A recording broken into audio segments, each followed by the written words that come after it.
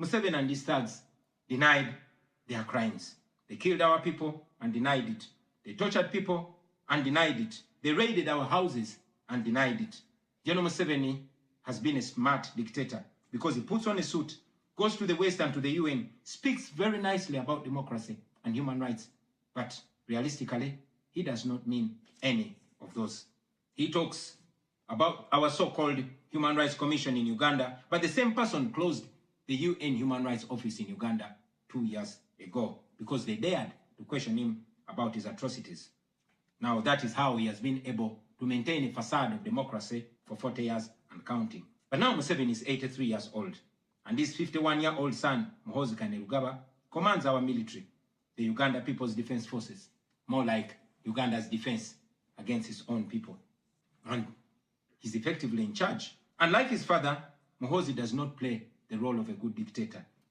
He openly and shamelessly says despicable things on social media. On Twitter, he openly confesses and brags about committing atrocities against the people of Uganda. When he was summoned by Parliament, he called Parliament a house of clowns and fools, and he threatened to arrest all of them. He describes judges of the Supreme Court of Uganda as clowns in wigs, and he has threatened to crush all journalists that dare to criticize his actions. In April last year, he abducted, detained, and tortured my close friend and bodyguard called Eddie Sebufu, also known as Eddie Mutwe. He later on posted on Twitter naked pictures of Eddie, boasting that Eddie Mutwe was in his basement learning Museveni's mother tongue, Bunyankole.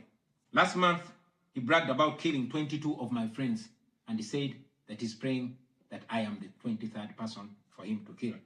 In other words, Museveni and his son no longer fear international retaliation for their crimes. They've been so emboldened by your lack of action. They know that they can murder their own people, imprison them, torture them, remove their fingernails, push needles down their testicles, and nothing will happen to them. Now, they're using rape as a weapon. Boys and girls, men and women, people of all ages have reported being sexually assaulted by Muhoozi's military. And it's not rare. The majority of the people that they capture and unlawfully imprison have reported being raped, whether men or women. It is no longer possible, ladies and gentlemen, for the international community to deny Museveni's violence and atrocities. It's all over social media. And today, I am talking about it to you. Now, this is our call to action. The way I see it, if the international community continues to be complacent, then Uganda will go from bad to worse. Museveni and his son's military will massacre many more innocent Ugandans.